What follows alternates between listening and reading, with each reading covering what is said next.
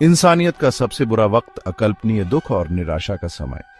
एक ऐसा दौर जब समाज की बुनियाद ही टूटने के कगार पर थी। लेकिन क्या यह सचमुच सबसे बुरा वक्त था या यह कुछ और था?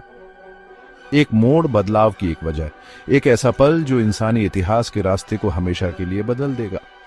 इस बुरे वक्त में इंसानियत के सामने कई मुश्किल और चुनौतीपूर्ण समस्याएं थीं। महामंदी ने दुनिया को अपनी चपेट में ले लिया था, जिससे लाखों लोग बेरोजगार, बेघर और निराश हो गए थे। डस्ट बाउल ने अमेरिका के दिल को तबाह कर दिया था, उपजाऊ जमीन को बंजर भूमि में बदल दिया था। फासीवादी और राष्ट्रवादी विचारधाराओं के उदय ने दूसरे विश्व युद्ध की शुरुआत की, एक ऐसा संघर्ष जिसने लाखों लोगों की जान ले ली और पूरे शहरों को बर्बाद कर दिया। ये संकट इस तथ्य से और भी बदतर हो गए थे कि बहुत से लोगों ने उन व्यवस्थाओं में विश्वास खो दिया था जो उनकी रक्षा करने के लिए थी।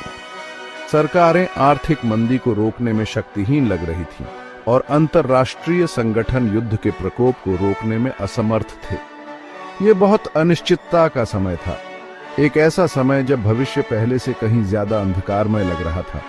दुनिया में आग लगी हुई थी और ऐसा लग रहा था जैसे कोई नहीं जानता था कि आग कैसे बुझाई जाए।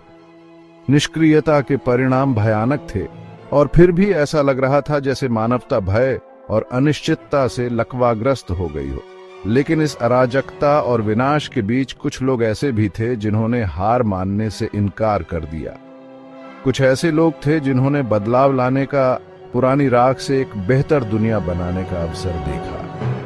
ये लोग विश्व नेताओं से लेकर आम नागरिकों तक मानव इतिहास के रास्ते को आकार देने में महत्वपूर्ण भूमिका निभाएंगे। इस दौरान हुई प्रमुख घटनाओं में से एक थी संयुक्त राष्ट्र का गठन। द्वितीय विश्व युद्ध के बाद विश्व नेता एक ऐसे अंतर्राष्ट्रीय संगठन बनाने के लिए एक साथ आए जो शांति, सुरक्षा और सहयोग को बढ़ावा देगा। यह एक बहुत बड़ा काम था, लेकिन यह आज हम जिस दुनिया में रहते हैं उसे आकार देने में महत्वपूर्ण भूमिका निभाएगा। एक और महत्वपूर्ण व्यक्ति जो इस दौरान उभरा वह थे Winston Churchill.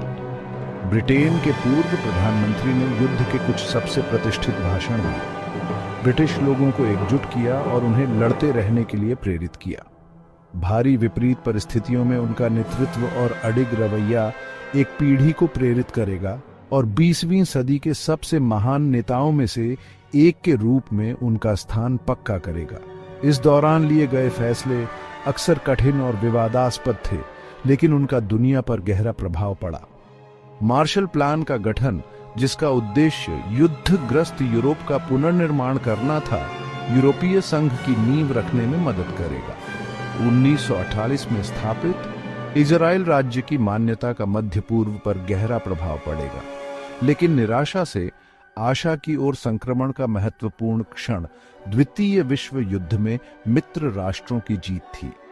Nazi Germany, फासीवादी Italy और साम्राज्यवादी जापान की हार ने मानव इतिहास में एक महत्वपूर्ण मोड़ दिया। यह एक महान विजय का क्षण था, एक ऐसा क्षण जो आने वाली पीढ़ियों के लिए मानव इतिहास के पाठ्यक्रम को आकार देगा।